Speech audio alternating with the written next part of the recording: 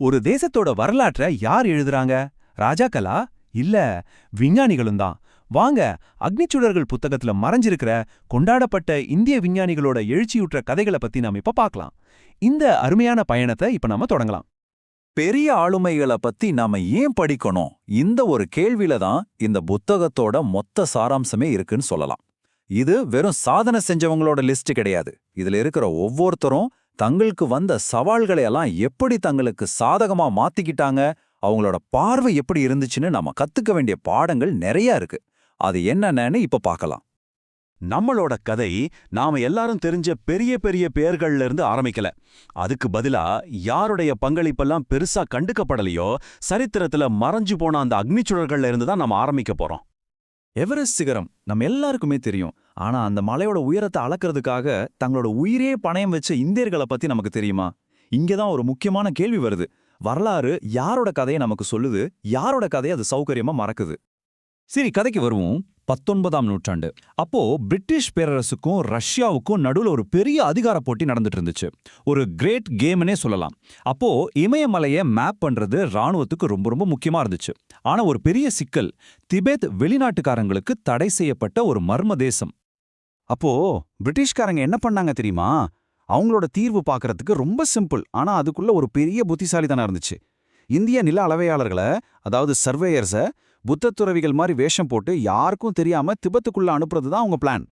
வெளியே இருந்து பார்த்தா இது கையில வச்சிருக்கிற ஒரு சாதாரண பிரார்த்தனை சக்கரம். ஆனா உள்ளுக்குள்ள அடேங்கப்பா, நயன் சிங் ராவத் தன்னோட எல்லா சர்வே குறிப்புகளையும், மேப்ஸ், உயரங்கள், தூரங்கள் எல்லாத்தையும் அதுக்குள்ளதான் மறைச்சு வச்சிருந்தார்.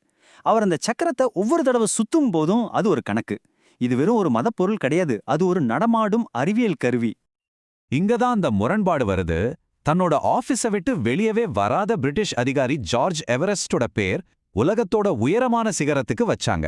ஆனா கடும் குளிர்ல பனிமலைகள்ல தன்னோட உயிரையே பணயம் வச்ச நயன் சிங்கோட பேரு அது கிட்டத்தட்ட மறந்தே போச்சு. இந்த அங்கீகாரத்துல இருக்கிற ஏற்றத்தாழ்வு, இதுதான் நாம இந்த மாதிரி கதைகள்ல திரும்ப திரும்ப பார்க்க போற ஒரு விஷயம். இமயமலை மாதிரி இயற்கையான தடைகளை தாண்டறதே பெரிய விஷயம். ஆனா அதைவிட கொடுமையான தடைகள் இருந்துச்சு. காலனி ஆதிக்கம், சமூகத்துல இருந்த ஏற்றத்தாழ்வு, பாலின பாகுபாடுன்னு மனுஷங்களே உருவாக்குன தடைகள். அதையெல்லாம் தாண்டி ஜெயிச்ச விஞ்ஞானிகளை பத்தி தான் இப்ப பார்க்க போறோம். இப்போ ஜேசி போஸோட கதையை எடுத்துக்கோமே. இன்னைக்கு ரேடியோவை கண்டுபிடிச்சது மார்க்கோனின்னு நம்ம கொண்டாடுறோம். ஆனா அவருக்கு 2 வருஷத்துக்கு முன்னாடியே போஸ் கம்பியில்லா தொழில்நுட்பத்தை செஞ்சு காட்டிட்டார். ஆனா என்ன ஆச்சு? ஒரு காலனி நாட்டு விஞ்ஞானிங்கிறதாலையோ என்னவோ அவர் தன்னோட கண்டுபிடிப்புக்கு காப்புரிமை வாங்குறதுலையோ அதை வியாபாரமாக்குறதுலையோ பெருசா ஆர்வம் காட்டல. அதனால புகழ் மார்க்கோனிக்கு போயிடுச்சு, வரலாறு போஸ ஓரங்கட்டிடுச்சு. காலனி ஆதிக்கத்தை விட மோசமான ஒரு தடை நம்ம சமுதாயத்துக்குள்ளேயே இருந்துச்சு. அறிவியல்ல PhD பண்ண வந்த முதல் இந்திய பெண்ணான கமலா சோஹானி கிட்ட சர் CV ராமனே என்ன சொன்னார் தெரியுமா? நான் என் இன்ஸ்டியூட்ல எந்த பொண்ணையும் சேர்த்துக்க மாட்டேன்னு சொன்னார். யோசிச்சு பாருங்க, எவ்வளவு பெரிய வழியா இருந்திருக்கும். ஆனா கமலா சோஹானி துவண்டு போகல.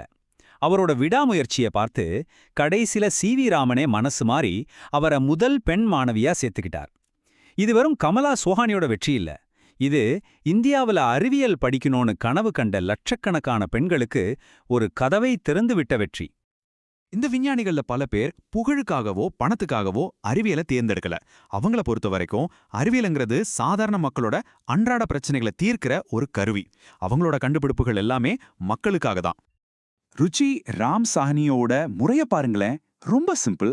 சோப் எப்படி செய்யறது, தண்ணி எப்படி சுத்தப்படுத்துறதுன்னு ரொம்ப சாதாரண விஷயங்களை எடுத்துக்கிட்டு கிராமம் கிராமமா போனாரு. வெறும் 2 அணா கட்டணத்துல ஸ்லைடெல்லாம் போட்டு ஒரு நாடகம் நடத்துற மாதிரி அறிவியல் விளக்கங்களை சொன்னாரு. இப்படியும் அறிவியலை மக்கள்கிட்ட கொண்டு சேர்க்க முடியுமான்னு அசந்து போயிடுவீங்க. அடுத்ததா செயற்கைக்கால்கள்ல இருந்த ஒரு பெரிய பிரச்சனை. வெளிநாட்டில இருந்து வர்ற செயற்கைக்கால்கள் ரொம்ப விலை அதிகம். அது மட்டும் இல்ல, நம்ம ஊரு கிராமத்து ரோட்ல நடக்கிறதுக்கும் சரி, நம்ம பழக்கப்படி கீழே சமணம் போட்டு உட்கார்ந்து சாப்பிட்றதுக்கும் சரி, அது செட்டே ஆகாது. இந்த நிலைய மாத்தணும்னு தான் டாக்டர் PK சேத்தி நினைச்சார். அவரோட உழைப்புல உருவானது தான் ஜெய்ப்பூர் கால். ரொம்ப ரொம்ப குறைஞ்ச செலவு, தண்ணி பட்டாலும் ஒன்னும் ஆகாது. அதனால வயல்ல வேலை செய்யற விவசாயிகளுக்கு ரொம்ப வசதி. முக்கியமா நம்மள மாதிரி கீழே குனிஞ்சு உட்காரலாம், சம்மணம் போட்டு உட்காரலாம். இது வெறும் ஒரு செயற்கைக்கால் இல்லைங்க, இது பல லட்சம் இந்தியர்களுக்கு திரும்ப கிடைச்ச ஒரு சுயமரியாதை. சரி, சுதந்திரம் கிடைச்சாச்சு. அதுக்கப்புறம் நாட்டோட அறிவியல் கட்டமைப்பை எக்தம் அடிமட்டத்திலிருந்து உருவாக்க வேண்டிய ஒரு பெரிய பொறுப்பு வந்துச்சு. ஒரு புதிய தேசம் பிறந்துட்டு இருந்துச்சு.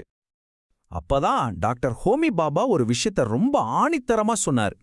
அடிப்படை அறிவியலையும் நீண்டகால ஆராய்ச்சியும் நம்ம கண்டுக்காம விட்டா உலகத்துல நம்மால ஒரு பெரிய சக்தியாவே வரவே முடியாதுன்னு சொன்னார். இதுதான் இந்தியாவோட அணுசக்தி திட்டத்தோட தாரக மந்திரமா இருந்துச்சு. அவரோட அந்த தொலைநோக்கு பார்வைதான் இன்னைக்கு நாம பாக்குற TIFR, பார்க் மாதிரி உலகத்தரம் வாய்ந்த நிறுவனங்களுக்கு அடித்தளம் போட்டுச்சு. இன்னும் சொல்லப்போனா நம்ம ISROவோட விண்வெளி பயணங்களுக்கு முதல் விதைய போட்டதே பாபாவோட கனவுதான்னு சொல்லலாம். பாபா போட்ட பாதையில அடுத்து வந்தவர் விக்ரம் சாராபாய். அவர் அறிவியலை விண்வெளிக்கு கொண்டு போனார். ஆனா அவரோட கவனம் எப்பவுமே பூமி மேல தான் இருந்துச்சு.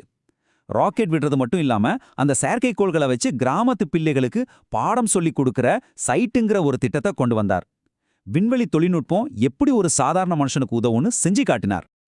சரி, இவ்ளோ கதைகளை பார்த்தோம். கடைசியா இந்த அக்னி சுடர்கள் நமக்கு விட்டுட்டு போற பாடம் என்ன? ஆனா இந்த புத்தகம் ஒரு முக்கியமான கேள்வியையும் நம்ம முன்னாடி வைக்குது. இன்னைக்கு IT, பயோடெக்னு எதுல பணம் வருதோ அந்த துறைகள்ல மட்டும்தான் எல்லாரும் கவனம் செலுத்துறாங்க.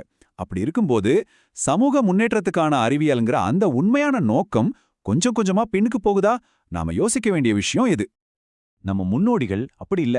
அவங்க அறிவு தேடலை மட்டும் பார்க்கல, அதோட சேர்த்து சமூக நீதி, பொருளாதாரம், உலக அமைதின்னு எல்லாத்தையும் மனசுல வச்சுதான் அவங்க அறிவியலை பார்த்தாங்க. அறிவியல்ங்கிறது வெறும் ஃபார்முலா இல்ல, அதுக்கு ஒரு நோக்கம் இருக்குன்னு அவங்க வாழ்க்கை நமக்கு ஞாபகப்படுத்துது. இந்த அக்னி சுடர்களோட கதைகளை நாம கேட்டோம். அவங்க ஏத்தி வச்ச அந்த அறிவு சுடரை அணையாம பாத்துக்க வேண்டியது நம்ம பொறுப்பு. அடுத்த தலைமுறைக்கு அதை நாம எப்படி கொண்டு சேர்க்க போறோம்? இந்த கேள்வியோட உங்களை விட்டு செல்கிறேன்.